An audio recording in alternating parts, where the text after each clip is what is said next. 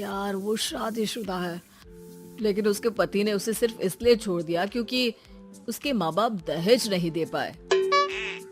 सृष्टि ये सुनकर न जाने क्यों खुश हो जाती है।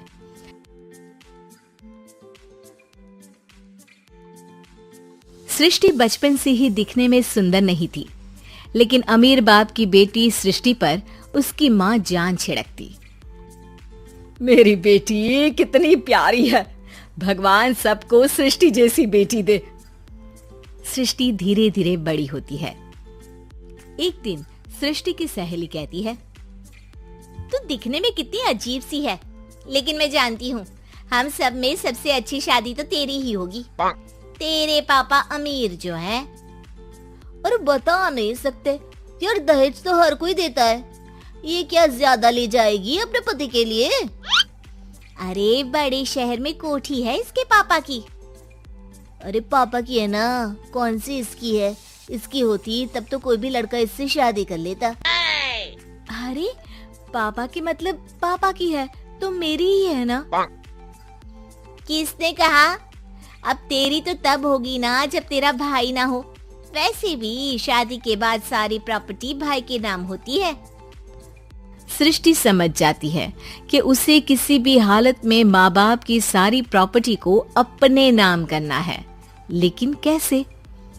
एक दिन सृष्टि का भाई शीनू कहता है, बहन क्या कर रही है? तुझसे एक बात करनी है। अरे हाँ हाँ करना, मैं तो तेरी बहन हूँ।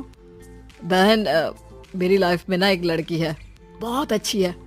मैं सोच रहा हूँ माँ और पापा से बात करूँ शादी के लिए। सृष्टि को समझ में आ जाता है कि भाई की शादी होते ही भाभी उसे एक दिन भी घर में बर्दाश्त नहीं करेगी। क्या बात है भाई, बताना कौन है वो? यार वो बहुत अच्छी लड़की है, पढ़ी लिखी है, मेरे साथ जॉब भी करती है। बस एक प्रॉब्लम है। हाँ प्रॉब्लम? क्या प्रॉब्लम है भाई? यार वो शादीशुदा है, लेकिन उसके पति ने उसे सिर्फ इसलिए छोड़ दिया क्योंकि उसके माँ बाप दहेज नहीं दे पाए। सृष्टि ये सुनकर न जाने क्यों खुश हो जाती है। अरे भाई तो क्या हुआ, लड़की तुझे तो पसंद है ना? शीनू को लगता है कि बहन उसे समझ रही है। वो इस बात से अनजान होता है कि उसकी बहन की मंशा पूरा घर हड़पने की है। सृष्टि अपनी माँ से कहती है, मम्मी मुझे तो बहुत चिंता है, पता है शीनू क्या कर रहा है? अरे क्या कर रहा है? वो तो काम पर जाता है और वापस घर आता है। नहीं ना माँ, वो यही तो नहीं कर रहा, बाकी सब कर रहा है। आपको पता है उससे प्यार है, और वो भी एक शादीशुदा लड़की से। ये क्या हो गया? मैं सोसाइटी में क्या मुंह दिखाऊंगी? अरे तेरे पापा तो यही कहेंगे कि मैंने ही उसे बिगाड़ दिया है। माँ देखो, मेरी बात मानो, पापा पर भी विश्वास करने की जरूरत नहीं है।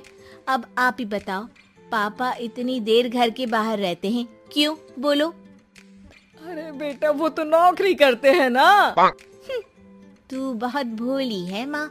पापा का ऑफिस तो 7 बजे खत्म हो जाता है, लेकिन देखो कितनी देर से आते हैं। अरे नहीं नहीं बेटा, ऐसी कोई बात नहीं है। सृष्टि माँ को एक औरत से बात करते पिता की फोटो दिखाती है। देखो माँ कैसे हैं पापा, मैं ना कहती थी कि पापा सही नहीं है। मैं तेरे पापा से बात करूंगी, दे फोटो मुझे। ओ माँ, वो तो डिलीट हो गई। लेकिन चल, तूने तो देख लिया ना। पापा से बाद में बात कर लेना, और हाँ मेरा नाम बिल्कुल मत लेना। हाँ माँ। अब क्या था, सृष्टि के माँ और पिता के बीच झगड़ा होना शुरू हो जाता है। सृष्टि के मन में क्या चल रहा था कोई नहीं जानता था। एक दिन, माँ सृष्टि के लिए एक लड़का देखा है, वो लोग शाम को उसे देखने आने वाले हैं। और हाँ माँ, एक खुशखबरी, मैं और पापा मिलकर एक नया बिजनेस ट्राई कर रहे हैं। शाम को लड़का आता है, सांवले रंग का। सृष्टि को तो बिल्कुल भी पसंद नहीं आता। लड़की की माँ कहती है, लड़की का चेहरा तो कोई खास नहीं, लेकिन अगर मेरे बेटे को आप लोग सेटल कर दें तो मैं उसकी शादी आपकी बेटी से करवा दूं। सृष्टि को लड़का बिल्कुल पसंद नहीं था। उसे भाई पर गुस्सा आ जाता है। लड़के वालों के जाने के बाद कहती है, माँ देखा, शीनू मेरे लिए कैसा लड़का लेकर आया, न दिखाने लायक न सुनने लायक, सेटल भी नहीं, वो भी हम करे। अरे माँ मैं जानती हूँ ये मेरी शादी किसी भी घर में क्यों करवाना चाहता है। अरे कैसी बात कर रही है बहन, तूने तो देखा ना, लड़के को मैंने ही मना कर दिया तुझसे शादी के लिए। जिसने लड़का बताया था उसने उसकी बहुत तारीफ की थी। बात आई गई हो जाती है, लेकिन सृष्टि का मन शांत नहीं होता। क्या करूं, कुछ समझ में नहीं आ रहा। मेरी शादी हो गई तो ये लोग पूरी प्रॉपर्टी शीनू के नाम कर देंगे, मेरे हाथ तो कुछ लगेगा ही नहीं। तभी सृष्टि को आइडिया आता है। वो किसी वकील को फोन करती है।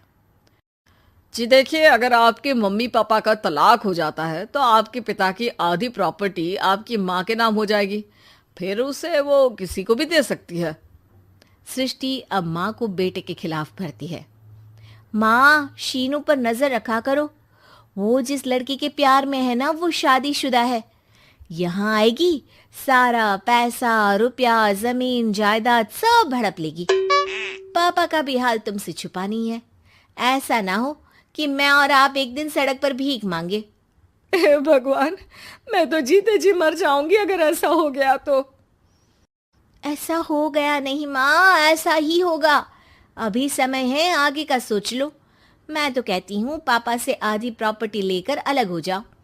पापा की आधी प्रॉपर्टी भी हम लोगों को अगर मिल जाती है ना तो अगले 7 जन्म सफल समझो। बेचारी माँ बेटी के कहने पर पति से तलाक लेकर अलग हो जाती है। सृष्टि अब पैसों से गाड़ी और अपने दूसरे महंगे शौक पूरे करने लगी। उसके दोस्त भी उसके पैसे इस्तेमाल करते। सृष्टि, कल तुम कहाँ थी? मैं सारा दिन घर पर अकेली थी। तो मैं क्या करूं? मैंने ठेका तो नहीं लिया है ना तुम्हें संभालने का। माँ को सृष्टि से ये उम्मीद नहीं थी। वो बैठकर रोने लगती है। वहीं उसका पति यानी कि सृष्टि के पिता आ जाते हैं। मैं जानता था कि तुम्हारा यही हाल होगा, तो आपने मुझे रोका क्यों नहीं? मैं रोकता तो तुम रुकती क्या? सृष्टि के कहने पर तुमने मुझ पर अपने बेटे पर शक किया, लेकिन तुम ये भूल गई कि कैसे हम दोनों ने मिलकर जीवन में इतना सब खड़ा किया। माँ पति के गले लग जाती है। मुझे माफ कर दीजिए, मैंने आपकी कमाई का एक बड़ा हिस्सा गवा दिया। कोई बात नहीं, तुम साथ हो तो मैं ऐसी 7 प्रॉपर्टी खड़ी कर दूंगा। तभी वहां सृष्टि आ जाती है रोते हुए। माँ, मयंक ने मुझे छोड़ दिया। वो बोल रहा था जब तक मेरे पास पैसे थे तब तक ही वो मेरे साथ था। पापा, माँ, मुझे माफ कर दीजिए।